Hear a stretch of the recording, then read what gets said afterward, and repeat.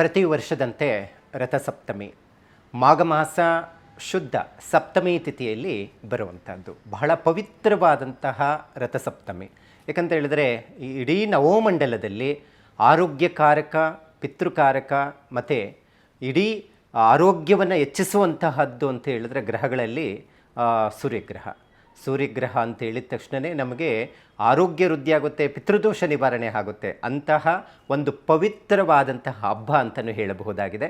ಯಾಕಂತ ಹೇಳಿದ್ರೆ ಸೂರ್ಯದೇವ ಜನನ ಆದಂತಹ ದಿನ ಅನ್ನುವಂಥದ್ದನ್ನು ಇದನ್ನು ರಥಸಪ್ತಮಿ ಅಂತ ಆಚರಣೆ ಮಾಡುವಂಥದ್ದಿರುತ್ತೆ.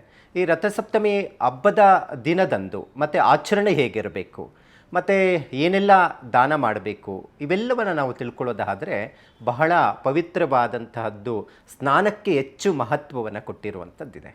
ಹಾಗಾಗಿ ಈ ರಥಸಪ್ತಮಿ ದಿನ ಸ್ನಾನಾದಿಗಳನ್ನು ಮಾಡಿ ದಾನವನ್ನು ಮಾಡುವಂಥದ್ದು ಬಹಳ ಶ್ರೇಷ್ಠವಾದಂತಹದ್ದು. ಅದರಲ್ಲಿ ಸ್ನಾನ ಮಾಡುವಾಗ ಬಿಳಿ ಎಕ್ಕದ 7 ಎಲೆಗಳನ್ನು ಇಟ್ಕೊಂಡು ಭುಜದ ಮೇಲೆ ತಲೆ ಮೇಲೆ ಇಟ್ಕೊಂಡು ಸ್ನಾನ ಮಾಡೋದ್ರಿಂದ ಆರೋಗ್ಯ ವೃದ್ಧಿ ಆಗಲಿಕ್ಕೆ ಸಾಧ್ಯ ಆಗುತ್ತೆ. ಅಂತಹ ಪವಿತ್ರವಾದಂತಹದ್ದು ಈ ರಥಸಪ್ತಮಿ ದಿನ ಆಗಿರೋದ್ರಿಂದ ಸೂರ್ಯ ನಮಸ್ಕಾರವನ್ನು ಮಾಡುವುದು ಅತಿ ಮುಖ್ಯವಾದಂಥದ್ದು. ಯಾಕಂತ ಹೇಳಿದ್ರೆ ಸೂರ್ಯನ ಆರೋಗ್ಯಕಾರಕ ಅಂತ ಹೇಳೋದ್ರಿಂದ ಸೂರ್ಯ ನಮಸ್ಕಾರವನ್ನು ಮಾಡಿಕೊಳ್ಳೋದ್ರಿಂದ ಆರೋಗ್ಯ ವೃದ್ಧಿ ಆಗುತ್ತೆ. ಮತ್ತು ಅದರ ಜೊತೆಗೆ ಒಂದಷ್ಟು ಪಿತೃದೋಷಗಳು ಮತ್ತು ಒಂದಷ್ಟು ರವಿಯಿಂದ ಬರುವಂತಹ ದೋಷಗಳು ನಿವಾರಣೆ ಆಗುವಂಥದ್ದು ಇಲ್ಲಿ ಕಾಣಬಹುದಾಗಿದೆ.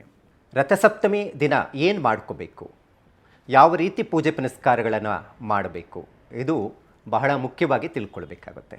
ಬೆಳಗಿನ ಜಾವ ಸೂರ್ಯೋದಯ ಸಂದರ್ಭದಲ್ಲಿ ಎದ್ದು ಬಿಳಿ ಎಕ್ಕದ ಒಂದು ಎಲೆಗಳನ್ನು ಭುಜದ ಮೇಲೆ ಮತ್ತು ತಲೆಯ ಮೇಲೆ 7 ಎಲೆಗಳನ್ನು ಇಟ್ಟು ಸ್ನಾನ ಮಾಡಿಕೊಳ್ಳೋದು ಬಹಳ ಪವಿತ್ರವಾದಂಥದ್ದು.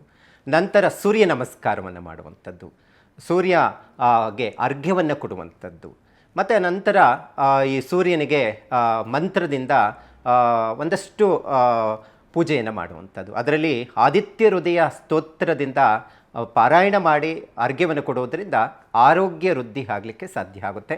ಮತ್ತು ಪಿತೃದೋಷಗಳೇನಾದರೂ ಇದ್ದರೆ ನಿವಾರಣೆ ಆಗುತ್ತೆ. ಮತ್ತು ತಂದೆ ಮಕ್ಕಳ ನಡುವೆ ಒಂದಷ್ಟು ಬಾಂಧವ್ಯತೆ ಸರಿ ಇಲ್ಲವಾದರೂ ಈ ರಥಸಪ್ತಮಿ ದಿನ ಸೂರ್ಯ ನಮಸ್ಕಾರವನ್ನು ಮಾಡಿ ಅರ್ಘ್ಯವನ್ನು ಕೊಡೋದರಿಂದ ಒಂದಷ್ಟು ಪಿತೃಗಳ ದೋಷ ನಿವಾರಣೆ ಆಗುತ್ತೆ, ಪಿತ್ರಾರ್ಜಿತ ಆಸ್ತಿ ವಿವಾದಗಳು ನಿವಾರಣೆ ಆಗಲಿಕ್ಕೆ ಸಾಧ್ಯ ಆಗುತ್ತೆ.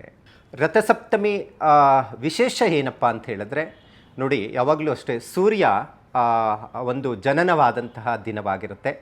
ಈ ರಥಸಪ್ತಮಿ ಸಪ್ತಮಿ ಅಂತ ಹೇಳಿದ್ರೇ 7ನೇ ದಿನ ಅಂತ ಹೇಳ್ತೀವಿ. ಅಂದರೆ ಮಾಘ ಮಾಸದಲ್ಲಿ ಬರುವಂತಹ 7ನೇ ದಿನವನ್ನು ರಥಸಪ್ತಮಿ ಹಬ್ಬದ ರೀತಿಯಲ್ಲಿ ಆಚರಣೆ ಮಾಡುವಂಥದ್ದು ಇಲ್ಲಿ ಕಾಣಬಹುದಾಗಿದೆ.